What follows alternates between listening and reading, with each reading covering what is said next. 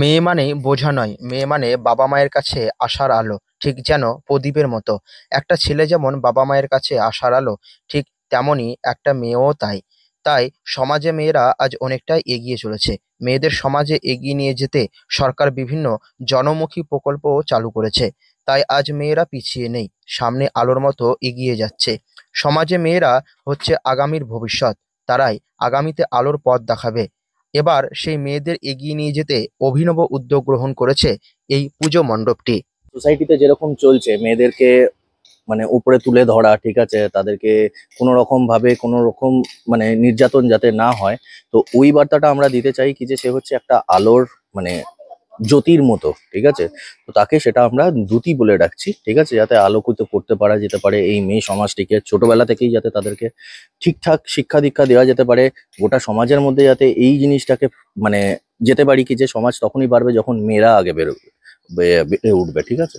মেয়েরা যাতে ছোট থেকে সুশিক্ষায় শিক্ষিত হতে পারে, আগামীতে আলোর জ্যোতির মতো এগিয়ে যেতে পারে, সমাজে যেন তাদের ওপর নির্যাতন না হয়। সমাজ তখনই এগিয়ে যাবে যখন মেয়েরা আলোর জ্যোতির মতো এগিয়ে যাবে। তবেই সমাজ একটা ভালো জায়গায় পৌঁছাবে। তাই এবারে পুজোয় মেয়েদের সমাজে এগিয়ে নিয়ে যাওয়ার জন্য এই বিশেষ ভাবনা নিয়ে ফুটিয়ে তোলা হচ্ছে আসানসোল বার্নপুরের এই পুজো মণ্ডপটি। বার্নপুর নববিকাশ দুর্গোৎসব কমিটির কালচারাল সেক্রেটারি শুভদীপ ঘোষ জানিয়েছেন, পুরো মণ্ডপটি সম্পূর্ণ হলে বুঝতে পারবেন মণ্ডপটি ঘন্টার মতো রূপ দেওয়া হয়েছে। আমাদের মণ্ডপের শুভ সূচনা হচ্ছে পঞ্চমীর দিন। আমরা যদি আমাদের সমাজের কথা না ভাবি তাহলে কারা ভাববে? তাই আমাদের এবারের ভাবনা দুটি।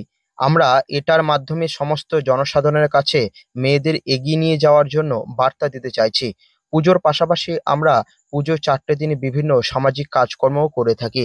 ভেতরে যেটা মণ্ডপের মধ্যে কাজকর্ম হচ্ছে সেই জিনিসটা হচ্ছে ফোম দিয়ে কাজ হচ্ছে, ঠিক আছে, কাপড়ের কাজ আছে, কলকা টলকা, তারপর গামছার কাজ থাকবে, ঠিক আছে। আর মেনলি এই জিনিসটা হচ্ছে যেরকম এই আমাদের থিমটার মধ্যে যেরকম মেনশন আছে কি যে দ্যুতি বলে, ঠিক আছে, তো সেরকম করেই হচ্ছে কি যে এটা লাইটের মেন খেলাটা হচ্ছে, ঠিক আছে।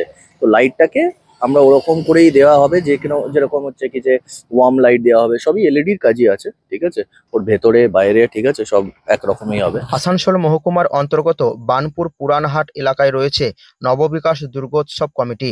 এবারে তাদের পুজোর থিমের ভাবনা দুটি। প্রায় 2.5 লক্ষ টাকা বাজেটে ফুটিয়ে তোলা হচ্ছে এই পুজোর মণ্ডপ।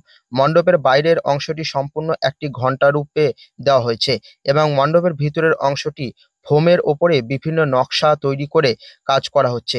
পাশাপাশি কাপড়, গামছা ইত্যাদি দিয়ে বিভিন্ন ডিজাইন করে সাজিয়ে তোলা হবে মণ্ডপ চত্বর এবং উষ্ণ আলোর ছোঁয়া থাকবে মণ্ডপের ভিতরে।